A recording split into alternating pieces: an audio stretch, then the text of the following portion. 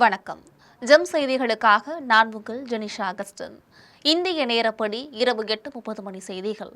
முதலில் ஜெம் தலைப்பு செய்திகளை காணலாம். மார்ச் மாதத்தில் 3 முறை தமிழகம் வருகிறார் பிரதமர் நரேந்திர மோடி. தகவல் வெளியீடு. நம்மை விட்டால் யாராலும் செய்ய முடியாது. மாநில சுயாட்சிக்கான முன்னெடுப்பை நாம் தான் செய்ய வேண்டும். சட்டமன்றத்தில் முதலமைச்சர் மு.க.ஸ்டாலின் வலியுறுத்தல். தமிழ்நாட்டில் 6 மாநிலங்களவை இடங்களுக்கான தேர்தல் மார்ச் மாதம் 16ஆம் தேதி நடைபெறும் என அறிவிப்பு. இந்தியா கூட்டணியில் வலுவான தலைவராக இருப்பவர் மு.க.ஸ்டாலின். நாம் தமிழர் கட்சி தலைமை ஒருங்கிணைப்பாளர் சீமான் புகழாரம். இனி விரிவான செய்திகளை காணலாம். மார்ச் மாதத்தில் பிரதமர் நரேந்திர மோடி 3 முறை தமிழகம் வரவுள்ளதாக தகவல்கள் வெளியாகியுள்ளது. தமிழ்நாட்டில் சட்டப்பேரவை தேர்தல் விரைவில் அறிவிக்கப்பட உள்ளதையொட்டி கட்சிகள் தீவிரமாக தேர்தல் பிரச்சாரத்தில் ஈடுபட்டுள்ளன. அந்த வகையில் பிரதமர் நரேந்திர மோடி கடந்த மாதம் 23ஆம் தேதி செங்கல்பட்டு மாவட்டம் மதுராந்தகத்தில் நடைபெற்ற தேசிய ஜனநாயக கூட்டணியின் முதல் பொதுக்கூட்டத்தில் பங்கேற்று பேசியிருந்தார். அதன் தொடர்ச்சியாக மார்ச் மாதத்தில் 3 முறை தமிழகம் வரவிருப்பதாக தகவல்கள் தெரிவிக்கின்றன. தேசிய ஜனநாயக கூட்டணியின் பிரச்சாரத்தை தீவிரப்படுத்தும் வகையில் வருகின்ற மார்ச் 1ஆம் தேதி பிரதமர் நரேந்திர மோடி மதுரை திருப்பரங்குன்றம் வரவுள்ளதாகவும் அங்கு நடைபெறும் பொதுக்கூட்டத்தில் பங்கேற்க உள்ளதாகவும் தெரிவிக்கப்பட்டுள்ளது. அதனைத் தொடர்ந்து மார்ச் 6ஆம் தேதி வேலூரில் நடைபெறும் பொதுக்கூட்டத்திலும் மார்ச் 11ஆம் தேதி திருச்சி மற்றும் தஞ்சையில் நடைபெறும் பொதுக்கூட்டத்தில் பங்கேற்க உள்ளதாக தகவல்கள் தெரிவிக்கின்றன. நம்மை விட்டால் யாராலும் செய்ய முடியாது. மாநில சுயாட்சிக்கான முன்னெடுப்பை நாம் தான் செய்ய வேண்டும் என்று சட்டமன்றத்தில் முதலமைச்சர் மு.க.ஸ்டாலின் வலியுறுத்தினார். தமிழ்நாடு அரசின் 2026-2027ஆம் ஆண்டிற்கான இடைக்கால பட்ஜெட்டை அமைச்சர் தங்கம் தென்னரசு நேற்று சட்டப்பேரவையில் தாக்கல் செய்தார். இதையடுத்து வேளாண் பட்ஜெட்டை அமைச்சர் எம்.ஆர்.கே. பன்னீர்செல்வம் தாக்கல் செய்தார். அதன் பின்னர் அவையின் நிகழ்ச்சிகள் முடிவிற்கு வந்தடைந்தது. அதனைத் தொடர்ந்து அலுவல் ஆய்வுக்குழு கூட்டம் சபாநாயகர் அப்பாவு தலைமையில் நடைபெற்றது. கூட்டத்தில் சட்டமன்ற கூட்டத்தொடரை எத்தனை நாட்கள் நடத்த வேண்டும் என்பது தொடர்பான ஆலோசனைகள் நடைபெற்றது. அதனைத் தொடர்ந்து நேற்று தாக்கல் செய்யப்பட்ட இடைக்கால பட்ஜெட் மீதான விவாதம் இன்று முதல் சட்டமன்றத்தில் நடைபெற்றது. அவையில் சட்டமன்ற உறுப்பினர்களின் கேள்விக்கு பதிலளிக்கப்பட்டது. அப்போது பேசிய முதலமைச்சர் மு.க.ஸ்டாலின், தமிழ்நாட்டு மக்களுக்கும் இந்தியாவின் பல்வேறு மாநிலங்களுக்கும் மத்திய அரசிற்கும் நான் சொல்லிக் கொள்வது என்னவென்றால், மாநிலத்திற்கு சுயாட்சி வேண்டும், மத்தியில் கூட்டாட்சி வளர வேண்டும். கூட்டாட்சி என்பது அரசியலமைப்பு சட்டத்தின் அடிப்படை கட்டமைப்பில் ஒரு பகுதி என்று சொல்லப்பட்டுள்ளது. அத்தகைய கூட்டாட்சி கோட்பாட்டை அரசியலமைப்பு சட்டத்தின் பண்பாடாக சேர்க்க வேண்டும் என்று முதலமைச்சர் மு.க.ஸ்டாலின் தெரிவித்துள்ளார். மேலும் அனைத்து அதிகாரங்களையும் தன்வசம் வைத்துள்ள மத்திய அரசு மாநில அரசுகளை மதிப்பதில்லை என்றும், இன்னும் எத்தனை காலங்கள் அவர்கள் கொடுக்கும் இடத்திலும் நாம் வாங்கும் இடத்தில் இருப்பது என்றும் தெரிவித்த அவர், மாநில சுயாட்சிக்கான முன்னெடுப்பை நாம் தான் செய்ய வேண்டும். நம்மை விட்டால் வேறு யாரும் இதனை செய்ய முடியாது என்றும் சட்டப்பேரவையில் முதலமைச்சர் மு.க.ஸ்டாலின் தெரிவித்தார். தமிழ்நாட்டில் 6 மாநிலங்களவை இடங்களுக்கான தேர்தல் மார்ச் மாதம் 16ஆம் தேதி நடைபெறும் என அறிவிக்கப்பட்டுள்ளது. தமிழ்நாட்டில் காலியாக உள்ள 6 மாநிலங்களவை இடங்களுக்கான தேர்தல் தேதி அறிவிக்கப்பட்டுள்ளது. மாநிலங்களவை தேர்தலுக்கான வேட்புமனு தாக்கல் பிப்ரவரி 26ஆம் தேதி தொடங்கும் என்றும், மனு தாக்கல் செய்வதற்கு மார்ச் 5ஆம் தேதி கடைசி என்றும் அறிவிக்கப்பட்டுள்ளது. தமிழ்நாடு உட்பட காலியாக உள்ள 37 மாநிலங்களவை தேர்தல் மார்ச் மாதம் 16ஆம் தேதி நடைபெறும் என்றும் அறிவிக்கப்பட்டுள்ளது.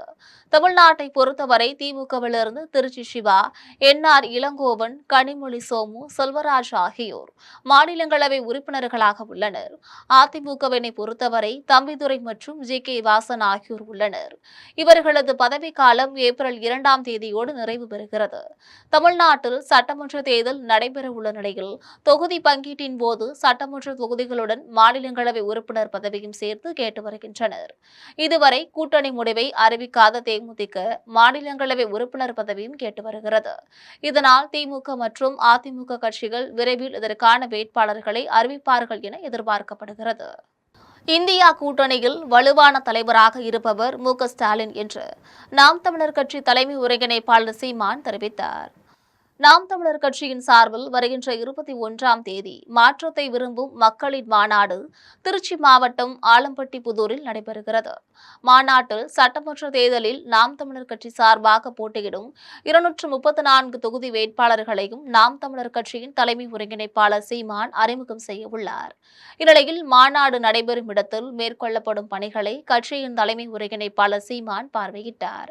அதனைத் தொடர்ந்து நாம் தமிழர் சீமான் செய்தியாளர்களை சந்தித்து பேசினார்.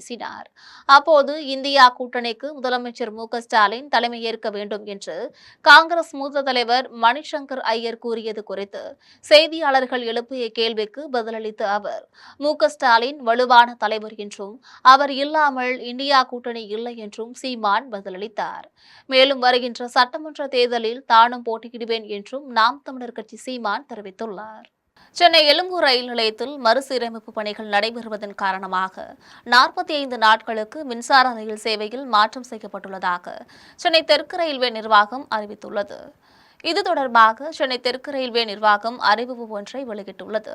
அதில் சென்னை எழும்பூர் ரயில் நிலையத்தில் மறுசீரமைப்பு பணிகள் நடைபெறுவதன் காரணமாக மின்சார ரயில் சேவையில் தற்காலிகமாக மாற்றம் செய்யப்படுகிறது என்றும், எழும்பூர் ரயில் நிலையத்தில் 10, 11வது நடைமேடைகளிலிருந்து இயக்கப்பட்ட மின்சார ரயில்கள் வரும் 20ஆம் தேதி முதல் 45 நாட்களுக்கு 5, 6வது நடைமேடைகளிலிருந்து இயக்கப்படும் என்றும், சென்னை கடற்கரையிலிருந்து தாம்பரம், செங்கல்பட்டு, காஞ்சிபுரம், அரக்கோணம் மார்க்கமாக செல்லும் ரயில்கள் நடைமேடை 6லிருந்து இயக்கப்படும் என்றும், அரக்கோணம், காஞ்சிபுரம், செங்கல்பட்டு, தாம்பரத்திலிருந்து சென்னை கடற்கரை செல்லும் ரயில்கள் நடைமேடை 5லிருந்து இயக்கப்படும் எனவும், சென்னை கடற்கரையிலிருந்து தாம்பரம், செங்கல்பட்டு, அரக்கோணம் செல்லும் அனைத்து புறநகர் ரயில்களும் திருத்தப்பட்டு தற்காலிக நேர அட்டவணைப்படி இயங்கும் என தெற்கு ரயில்வே அறிவித்துள்ளது.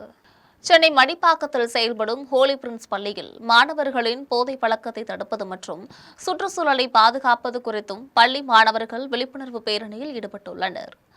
சென்னை மடிப்பாக்கத்தில் செயல்படும் ஹோலி பிரின்ஸ் பள்ளியில் தனியார் தொண்டு நிறுவனம் சார்பில் மாணவர்கள் போதைப் பழக்கத்திற்கு ஆளாவதை தடுக்கவும் சுற்றுச்சூழலை பாதுகாப்பது குறித்தும் விழிப்புணர்வு பேரணி நடைபெற்றது.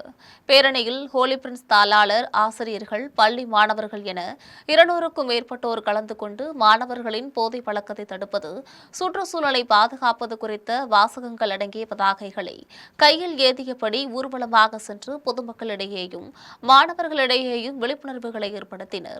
மேலும் சுகாதார சீர்கேட்டை தடுப்பதற்கு வீட்டில் உள்ள குப்பைகளை தரம் பிரித்து தூய்மை பணியாளர்களிடம் கொடுக்க வேண்டும் என பொதுமக்களுக்கு அறிவுறுத்தினர். இதனையடுத்து பூமியின் பசுகை காக்க மரக்கன்றுகளை பொதுமக்களிடம் வழங்கினர். உறுதியளிக்கப்பட்ட ஓய்வூதிய திட்டத்தில் ஊராட்சி செயலாளர்களை இணைக்க தமிழக முதலமைச்சர் மு.க.ஸ்டாலின் நடவடிக்கை எடுக்க வேண்டும் என வலியுறுத்தி சென்னை சைதாப்பேட்டையில் ஊராட்சி செயலாளர்கள் கண்டன ஆர்ப்பாட்டத்தில் ஈடுபட்டனர். சென்னை சைதாப்பேட்டையில் பனகல் மாளிகை அருகே தமிழ்நாடு ஊராட்சி செயலாளர்கள் சங்கத்தின் மாநில தலைவர் ஜான் போஸ்கோ பிரகாஷ் தலைமையில் பெண்கள் உள்ளிட்ட ஊராட்சி செயலாளர்கள் கடந்த 23 நாட்களாக தமிழக அரசை கண்டித்து கண்டன ஆர்ப்பாட்டத்தில் ஈடுபட்டு வருகின்றனர். ஆர்ப்பாட்டத்தில் உறுதியளிக்கப்பட்ட ஓய்வூதிய திட்டத்தில் ஊராட்சி செயலாளர்களை இணைக்க முதலமைச்சர் மு.க.ஸ்டாலின் நடவடிக்கை எடுக்க வேண்டும் என வலியுறுத்தினர். மேலும் அரசாணை வெளியிடும் வரை ஆர்ப்பாட்டம் தொடரும் என தெரிவித்தனர். ஆர்ப்பாட்டத்தில் ஈடுபட்ட 1300க்கும் மேற்பட்ட ஊராட்சி செயலாளர்களை காவல்துறையினர் கைது செய்தனர். தூத்துக்குடி கிழக்கு மண்டல அலுவலகத்தில் பொதுமக்களின் குறை தீர்க்கும் வாராந்திர முகாம் நடைபெற்றது. தூத்துக்குடி கிழக்கு மண்டல அலுவலகத்தில் மாநகராட்சி சார்பில் வாராந்திர பொதுமக்கள் குறைதீர்க்கும் முகாம் மாநகராட்சி மேயர் ஜெகன் பெரியசாமி தலைமையிலும் மாநகராட்சி ஆணையர் பிரியங்கா முன்னிலையிலும் நடைபெற்றது. முகாமில் பங்கேற்க பொதுமக்களிடமிருந்து சொத்து வரி தொடர்பான குறைகள், குடிநீர் விநியோகம், பாதாள சாக்கடை இணைப்புகள் வழங்குதல், பெயர் மாற்றங்கள், பிறப்பு இறப்பு சான்றிதழ் திருத்தங்கள் உள்ளிட்ட பல்வேறு கோரிக்கைகள் தொடர்பான 23 மனுக்கள் பெறப்பட்டன. இதனையடுத்து உரிய ஆவணங்களை சமர்ப்பித்தவர்களுக்கு சம்பந்தப்பட்ட துறைகள் மூலமாக உடனடி நடவடிக்கைகள் மேற்கொள்ளப்பட்டதாக மாநகராட்சி அதிகாரிகள் தெரிவித்தனர். மேலும் பொதுமக்கள் தங்களின் அன்றாட தேவைகள் மற்றும் நிர்வாக சேவைகள் தொடர்பான குறைகளை நேரடியாக அதிகாரிகளிடம் தெரிவித்து பயன்பெற்றனர். சிதம்பரம் அருகே தேசிய நெடுஞ்சாலையில் தடுப்பு சுவற்றில் வேன் மோதி சாலை நடுவே கவிழ்ந்த விபத்தில் வேனில் பயணம் செய்த ஒருவர் சம்பவ இடத்திலேயே பரிதாபமாக உயிரிழந்தார். மேலும் காயமடைந்த 19 பேர் கடலூர் அரசு மருத்துவமனையில் அனுமதிக்கப்பட்டுள்ளனர். விழுப்புரம் மாவட்டம் மருதூர் பகுதியைச் சேர்ந்த 20 நபர்கள் வேன் மூலமாக 4 நாட்கள் ஆன்மீக சுற்றுலா சென்றுவிட்டு வேளாங்கண்ணியிலிருந்து விழுப்புரம் நோக்கி அதிகாலையில் சென்றுள்ளனர். சிதம்பரம் அருகே மண்டபம் பகுதியில் உள்ள உயர்மட்ட பாலத்தில் வேன் ஏறும்போது தூக்க கலக்கத்தில் ஓட்டுநர் இடது பக்கத்தில் உள்ள தடுப்பு சுவற்றில் மோதியதில் வேன் சாலையில் கவிழ்ந்து விபத்திற்குள்ளானது. விபத்தில் வேனில் பயணம் செய்த மருதூர் கிராமத்தைச் சேர்ந்த பொன்முடி என்பவர் சம்பவ இடத்திலேயே பரிதாபமாக உயிரிழந்தார். ஒரு பெண்ணிற்கு கால் எலும்பு உடைந்த நிலையில் 15 நபர்கள் லேசான காயமடைந்தனர். இதுகுறித்து தகவல் அறிந்து சம்பவ இடத்திற்கு வந்த சிதம்பரம் காவல்துறையினர் காயமடைந்தவர்களை மீட்டு சிகிச்சைக்காக 15 பேரை கடலூர் அரசு மருத்துவமனைக்கும் 3 பேர் அரசு காமராஜர் மருத்துவமனைக்கும் அனுப்பி வைத்தனர். உயிரிழந்த பொன்முடி என்பவரின் உடலை மீட்டு பிரேத பரிசோதனைக்காக கடலூர் அரசு மருத்துவமனைக்கு அனுப்பி வைத்தனர். அதன் பின்னர் சாலையில் கவிழ்ந்து கிடந்த வேனை கிரேன் மூலமாக அப்புறப்படுத்தினர். மேலும் வழக்கு பதிவு செய்து விசாரணை மேற்கொண்டு வருகின்றனர். குடியாத்தம் அடுத்த உள்ளி கிராமத்தில் இந்தியன் ரெட் கிராஸ் சொசைட்டி சார்பில் இலவச கண் சிகிச்சை முகாம் நடைபெற்றது. வேலூர் மாவட்டம் இந்தியன் ரெட் கிராஸ் சொசைட்டி சார்பில் குடியாத்தம் அடுத்த உள்ளி கிராமத்தில் இலவச கண் சிகிச்சை முகாம் நடைபெற்றது. முகாமில் பஞ்சாயத்து தலைவர் ஜெய்சங்கர் கலந்து கொண்டு மருத்துவர்களுக்கு சால்வை அணிவித்து கௌரவித்த பின்னர் முகாமினை தொடங்கி வைத்தார். முகாமில் வேலூர் சிஎம்சி கண் மருத்துவமனையின் சிறப்பு மருத்துவர்கள் பங்கேற்று பொதுமக்களுக்கு தூர பார்வை, கிட்ட பார்வை, கண்ணில் சதைப்பழற்சி, கண்புரை நீக்குதல், தொடர் ஒற்றை தலைவலி உள்ளிட்ட கண் சம்பந்தமான பிரச்சினைகளுக்கு சிகிச்சை அளித்ததுடன் ஆலோசனை மேற்கொண்டனர். முகாமில் உள்ளி கிராமத்தை சுற்றியுள்ள பல்வேறு பகுதிகளை சேர்ந்த ஏராளமான கிராம மக்கள் கலந்து கொண்டு பயனடைந்தனர். முகாமில் கண் அறுவை சிகிச்சைக்காக தேர்வு செய்யப்பட்டுள்ள 80 பேர் வேலூர் சிஎம்சி கண் மருத்துவமனைக்கு அழைத்து செல்லப்பட்டனர். சாலை விபத்தில் மூளை சாவடைந்த வாலிபரின் உடல் உறுப்புகள் ஆசாரிப்பள்ளம் அரசு மருத்துவக் கல்லூரி மருத்துவமனையில் தானம் செய்யப்பட்டது. திருநெல்வேலி மாவட்டம் ஆவாரக்குளம் பகுதியைச் சேர்ந்த மகேஷ் என்பவர் கடந்த 8 மாதங்களுக்கு முன்பு காதல் திருமணம் செய்து கொண்டு வசித்து வந்துள்ளார். இந்நிலையில் இருசக்கர வாகனத்தில் மகேஷ் சென்றபோது காவல் கிணறு பாலத்தில் ஏற்பட்ட விபத்தில் சிக்கி படுகாயமடைந்தார். இதனையடுத்து ஆசாரிப்பள்ளம் அரசு மருத்துவக் கல்லூரி மருத்துவமனையில் அனுமதிக்கப்பட்டிருந்த மகேஷ் சிகிச்சை பலனின்றி மூளை சாவு அடைந்துள்ளார். இதனையடுத்து உறவினர்கள் மற்றும் மனைவி ஆகியோர் மகேஷின் உடல் உறுப்புகளை தானம் செய்ய சம்மதம் தெரிவித்தனர். அதன் பின்னர் மகேஷின் உடலிலிருந்து எடுக்கப்பட்ட 2 கிட்னிகளில் ஒரு கிட்னி திருச்சிக்கும் ஒரு கிட்னி காரைக்குடிக்கும் அனுப்பி வைக்கப்பட்டது. மேலும் கண்கள் நாகர்கோவில் மருத்துவமனைக்கு அனுப்பி வைக்கப்பட்டது. கல்லீரல் திருச்சிக்கு கொண்டு செல்லப்பட்டது. உடல் உறுப்புகள் கொண்டு செல்லப்பட்ட வாகனங்கள் எளிதாக செல்ல காவல்துறையினர் போக்குவரத்தை சரி செய்தனர். புரட்சி தலைவியின் 78வது பிறந்த நாளை முன்னிட்டு நல்லூரில் நடைபெற்ற இலவச கண் சிகிச்சை முகாமை மாநில மருத்துவமனை துணை செயலாளர் கொளஞ்சிநாதன் துவக்கி வைத்தார். கடலூர் மாவட்டம் நல்லூரில் புரட்சித் தலைவர் ஜெயலலிதாவின் 78வது பிறந்த நாளை முன்னிட்டு மாவட்ட மருத்துவமனை இணை செயலாளர் சம்பத் ஏற்பாட்டிலும் நல்லூர் வடக்கு ஒன்றிய கழக செயலாளர் பச்சமுத்து தலைமையிலும் இலவச கண் சிகிச்சை முகாம் நடைபெற்றது. முகாமினை மாநில மருத்துவமனை துணை செயலாளர் கொளஞ்சிநாதன் துவக்கி வைத்தார். முகாமில் மருத்துவ குழுவினர் பங்கேற்று பொதுமக்களுக்கு ஏற்படும் கிட்ட பார்வை, தூர பார்வை, கண்ணில் நீர் வடிதல், கண்ணில் புரை வளர்தல் உள்ளிட்டவற்றிற்கு சிகிச்சை அளித்து ஆலோசனைகளை வழங்கினர். முகாமில் ஏராளமான பொதுமக்கள் கலந்து கொண்டு பயனடைந்தனர். இதில் அதிமுக நிர்வாகிகள், தொண்டர்கள் பலர் கலந்து கொண்டனர். கரூரில் சமூக நீதி மற்றும் மனித உரிமைகள் பிரிவு சார்பில் நடைபெற்ற விழிப்புணர்வு பேரணியை மாவட்ட வருவாய் அலுவலர் விமல்ராஜ் கொடியசைத்து துவக்கி வைத்தார். ஆண்டுதோறும் சமூக நீதி மற்றும் மனித உரிமைகள் பிரிவு சார்பில் பொதுமக்களிடையே விழிப்புணர்வு நிகழ்ச்சிகள் நடத்தப்பட்டு வருகிறது.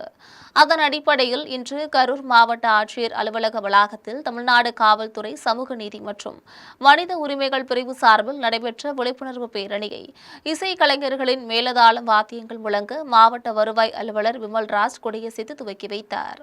பேரணியில் கல்லூரி மாணவ மாணவிகள் 1000க்கும் மேற்பட்டோர் கலந்து கொண்டு மதுபோதைக்கு அடிமையாக கூடாது, மது அருந்தி வாகனங்களை இயக்கக்கூடாது, 2 சக்கர வாகனங்களை ஹெல்மெட் அணியாமல் ஓட்டக்கூடாது, அதேபோன்று 4 சக்கர வாகனங்களை இயக்கும்போது சீட் பெல்ட் கட்டாயம் அணிய வேண்டும், சாலைகளில் பயணிக்கும் போது கவனமாக பயணிக்க வேண்டும், விபத்துக்களை தடுக்க ஒத்துழைப்பு வழங்க வேண்டும் என்பன உள்ளிட்ட வாசகங்கள் அடங்கிய பதாகைகளை கையில் ஏந்தியபடி 2 கிலோமீட்டர் தூரத்திற்கு சென்று பொதுமக்கள் பொதுமக்களிடையே விழிப்புணர்வை ஏற்படுத்தினர்.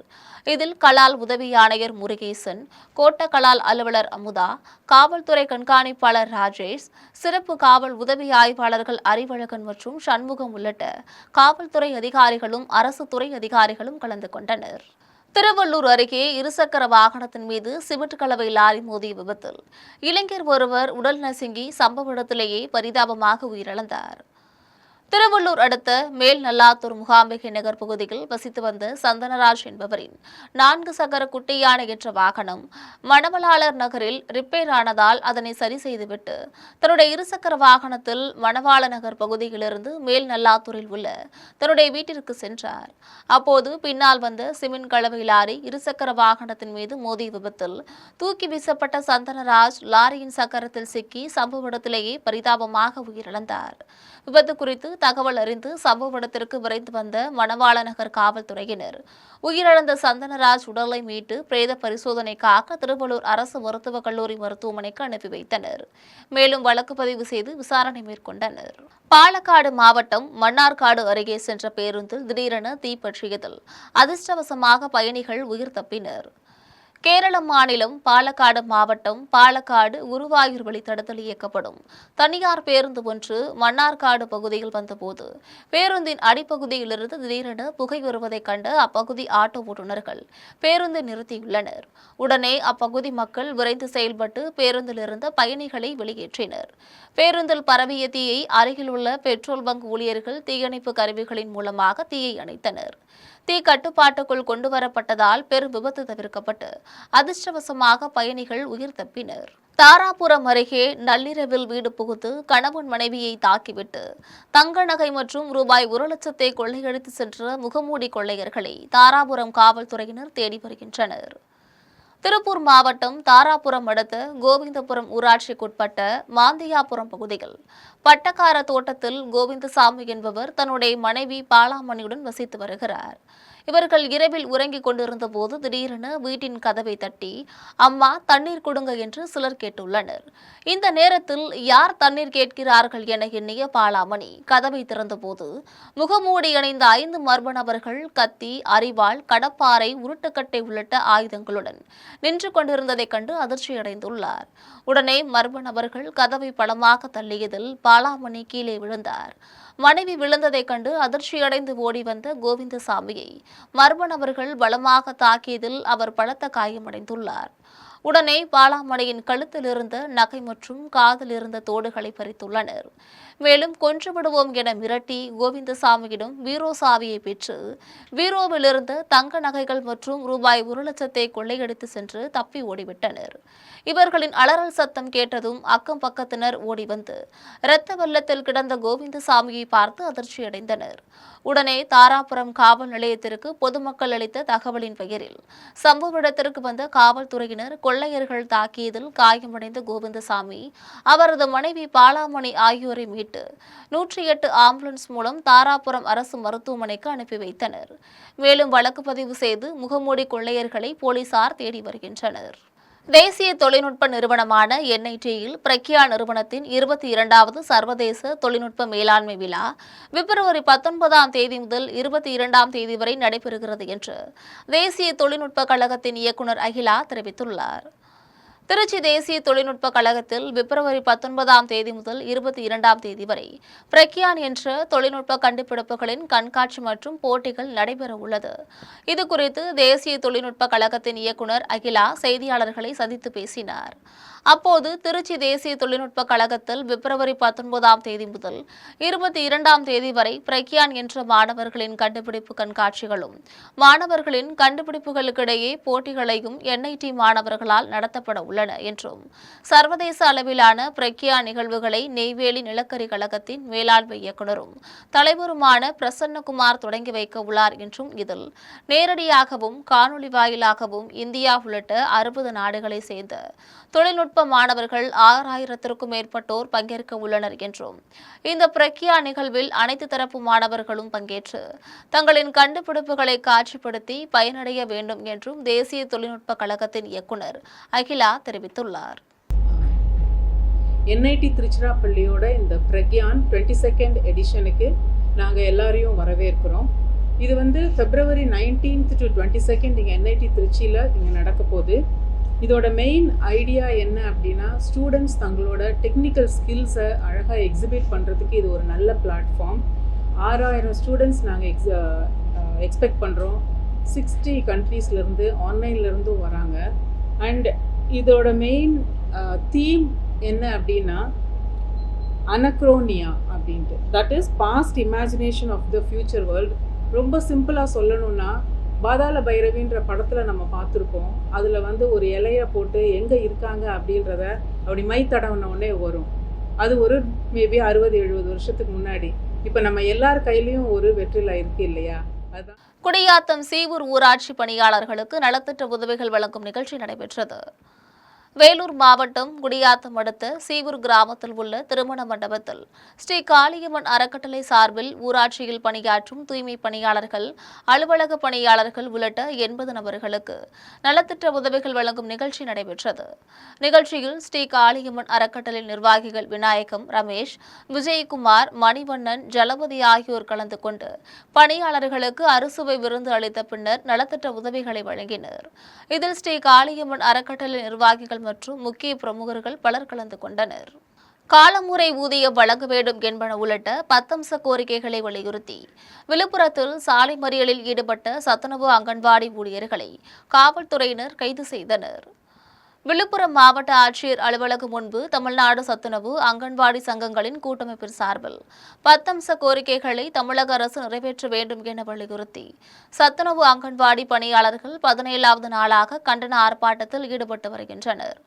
ஆர்ப்பாட்டத்தில் சத்துணவு அங்கன்வாடி பணியாளர்களுக்கு காலமுறை ஊதியம் வழங்க வேண்டும், குடும்ப ஓய்வூதியம் வழங்க வேண்டும் என்பன உள்ளிட்ட 10 அம்ச கோரிக்கைகளை வலியுறுத்தினர். ஆர்ப்பாட்டத்தில் ஈடுபட்ட 50க்கும் மேற்பட்ட சத்துணவு அங்கன்வாடி பணியாளர்கள் திடீரென சாலை மறியலில் ஈடுபட்டனர். மறியலில் ஈடுபட்ட அனைவரையும் காவல்துறையினர் கைது செய்து அழைத்து சென்றனர். இதனால் போக்குவரத்து பாதிக்கப்பட்டது. கேரள மாநிலம் கொல்லம் அருகே வீட்டின் ஏசியில் புகுந்த சாரை பாம்பை பல மணி நேரம் போராடி வனத்துறையினர் பாம்பை பிடித்து வனப்பகுதியில் விட்டனர். கேரள மாநிலம் கொல்லம் மாவட்டம் பாருப்பள்ளி அருகே காற்றாடிமுக்கு பகுதியில் உள்ள ஒரு வீட்டின் மாடி அறையில் பொருத்தியிருந்த ஏசி மிஷினில் பாம்பு ஒன்று புகுந்ததை பார்த்த வீட்டின் உரிமையாளர் வனத்துறையினருக்கு தகவல் அளித்தார். தகவலின் பெயரில் சம்பவ இடத்திற்கு வந்த பாம்பு பிடி வீரர் ராஜேஷ் திருவாமனா என்பவர் வீட்டின் அறையில் ஏசியின் வென்டிலேட்டரில் புகுந்திருந்த சாரை பாம்பை லாவகமாக பிடித்து காட்டு பகுதியில் விட்டுள்ளார். வீட்டின் மாடி அறையில் உள்ள ஏசியில் பாம்பு புகுந்த சம்பவம் அப்பகுதியினரை அதிர்ச்சியில் ஆழ்த்தியுள்ளது. ஸ்ரீபெரும்புதூர் அடுத்த காற்றமணப்பாக்கம் ஊராட்சியில் அமைந்துள்ள ராக்கதம்மன் திருக்கோவிலில் மசான திருவிழா வெகு விமரிசையாக நடைபெற்றது. காஞ்சிபுரம் மாவட்டம் ஸ்ரீபெரும்புதூர் அடுத்த காற்றமணப்பாக்கம் ஊராட்சியில் அமைந்துள்ள ராக்கதம்மன் திருக்கோவிலில் 11ஆம் ஆண்டு மசான திருவிழா சிறப்பாக நடைபெற்றது. விழாவின் முன்னதாக ராக்கதம்மனுக்கு பால், தயிர், சந்தனம், குங்குமம் உள்ளிட்ட திரவ பொருள்களால் அபிஷேகம் நடத்தப்பட்டு பட்டாடை ஆபரணங்களாலும் மலர் மாலைகளாலும் அலங்கரிக்கப்பட்டு தீபாராதனை நடைபெற்றது. அதனைத் தொடர்ந்து சென்னை, வேலூர், அரக்கோணம், தக்கோலம், திருவள்ளூர், செங்கல்பட்டு உள்ளிட்ட பகுதிகளைச் சேர்ந்த ஏராளமான பொதுமக்கள் மற்றும் பக்தர்கள் கலந்து கொண்டு கோவிலின் முன்பு அமைக்கப்பட்டிருந்த தீக்குண்டத்தில் தீ மிதித்து நேர்த்திக்கடன் செலுத்தினர். மேலும் ராக்கதம்மனை நம்பிக்கை வைத்து வழிபட்டு வருபவர்களுக்கு குடும்பத்தின் கஷ்டங்கள் தீரும் என்றும் சகல செல்வமும் சௌபாக்கியமும் சேரும் என்றும் பக்தர்கள் நம்பிக்கை தெரிவித்தனர். விழாவில் அனைத்து வசதிகளையும் செய்து கொடுத்த காற்றம்பாக்கம் ஊராட்சி மன்ற தலைவர் கோவிந்தம்பாள் தாஸ், திமுக ஒன்றிய இளைஞரணி அமைப்பாளர் பிரகாஷ், ஊராட்சி செயலாளர் மகேஸ்வரி, ஒன்றிய இளைஞரணி அஜித் ஆகியோருக்கு பொதுமக்கள் மற்றும் பக்தர்கள் நன்றி தெரிவித்தனர். விழாவில் மருத்துவர்கள் மற்றும் காவல்துறையினர் பாதுகாப்பு பணியில் ஈடுபட்டனர். புவனகிரி அருகே வத்தராயன் தெத்து கிராமத்தில் அமைந்துள்ள சிவசக்தி காளியம்மன் அங்காளம்மன் திருக்கோவிலின் தீமிதி திருவிழா வெகு விமரிசையாக நடைபெற்றது. கடலூர் மாவட்டம் புவனகிரி அடுத்த வத்தராயன் தெத்து கிராமத்தில் அமைந்துள்ள சிவசக்தி காளியம்மன் அங்காள பரமேஸ்வரி அம்மன் ஆலயத்தின் விழா கடந்த 48 நாட்களுக்கு முன்பு காப்பு கட்டுதலுடன் துவங்கியது. அதன் பின்னர் காப்பு கட்டி விரதமிருந்த பக்தர்கள் தினம்தோறும் அம்மனுக்கு பல்வேறு பூஜைகள் செய்து வழிபாடு நடத்தி வந்துள்ளனர். தினமும் சுவாமி ஊர்வலம் நடைபெற்று வந்த நிலையில் விழாவின் சிகர நிகழ்வான தீமிதி திருவிழா 48 நாட்களுக்கு பிறகு ஆலய வளாகத்தின் முன்பாக உள்ள திடல் திடலில் நடைபெற்றது. முன்னதாக பம்பை மேலதாள வாத்தியங்களுடன் பூக்கரகம் கோவிலை வந்தடைந்தது. அதன் பின்னர் பக்தர்கள் தீக்குண்டத்தில் இறங்கி தீ மிதித்து நேர்த்திக்கடன் செலுத்தினர். விழாவில் வத்தராயன் தெத்து கிராமத்தை சுற்றியுள்ள கிராமங்களை சேர்ந்த பொதுமக்கள் திரளாக கலந்து கொண்டு சிவசக்தி காளியம்மனை வழிபட்டனர். கேரள மாநிலம் திருவனந்தபுரத்தில் அமைந்துள்ள ஆற்றுக்கால் பகவதியம்மன் ஆலயத்தில் லட்சக்கணக்கான பெண்கள் பங்கேற்கும் பொங்கல் விழாவிற்கான முன்னேற்பாடு பணிகள் தீவிரமாக நடைபெற்று வருகிறது. கேரள மாநிலம் திருவனந்தபுரத்தில் பிரசித்தி பெற்ற ஆற்றுக்கால் பகவதியம்மன் ஆலயத்தில் உலக புகழ்பெற்ற பொங்கல் விழா மார்ச் மாதம் 3ஆம் தேதி நடைபெற உள்ளது. குறிப்பாக திருவனந்தபுரம் மாநகர் பகுதி முழுவதும் பல லட்சக்கணக்கான பெண்கள் பொங்கலிடும் நிகழ்விற்கான முன்னேற்பாடு பணிகளில் மாவட்ட நிர்வாகமும் ஆற்றுக்கால் பகவதியம்மன் அறக்கட்டளை நிர்வாகமும் தீவிரமாக ஈடுபட்டு வருகிறது. ஆலய வளாகத்தில் துவங்கி நகரின் பல்வேறு பகுதிகளில் அலங்கார மின்விளக்குகள், தோரணங்கள் அமைக்கும் பணிகளும், குடிநீர் சாலை உள்ளிட்ட அடிப்படை வசதிகளும் தீவிரப்படுத்தப்பட்டுள்ளது. இதேபோல் வரும் பிப்ரவரி 23ஆம் தேதி முதல் பொங்கல் விழா திருவிழா துவங்க உள்ளதாக ஆலய வளாகத்தில் மிகவும் பிரம்மாண்ட மேடை அமைக்கும் பணிகளும் தீவிரமாக நடைபெற்று வருகிறது. மீண்டும் தலைப்புச் செய்திகள். மார்ச் மாதத்தில் 3 முறை தமிழகம் வருகிறார் பிரதமர் நரேந்திர மோடி. தகவல் வெளியீடு. நம்மை விட்டால் யாராலும் செய்ய முடியாது. மாநில சுயாட்சிக்கான முன்னெடுப்பை நாம் தான் செய்ய வேண்டும். சட்டமன்றத்தில் முதலமைச்சர் மு.க.ஸ்டாலின் வலியுறுத்தல். தமிழ்நாட்டில் 6 மாநிலங்களவை இடங்களுக்கான தேர்தல் மார்ச் மாதம் 16ஆம் தேதி நடைபெறும் என அறிவிப்பு. இந்தியா கூட்டணியில் வலுவான தலைவராக இருப்பவர் மு.க.ஸ்டாலின். நாம் தமிழர் கட்சி தலைமை ஒருங்கிணைப்பாளர் சீமான் புகழாரம். இத்துடன் செய்திகள் நிறைவடைகின்றன. மீண்டும் செய்திகள் இரவு 12 மணிக்கு. உடனுக்குடன் செய்திகளை காண GemLive.tv என்ற இணையதளத்தில் இணைந்திருங்கள். நன்றி, வணக்கம்.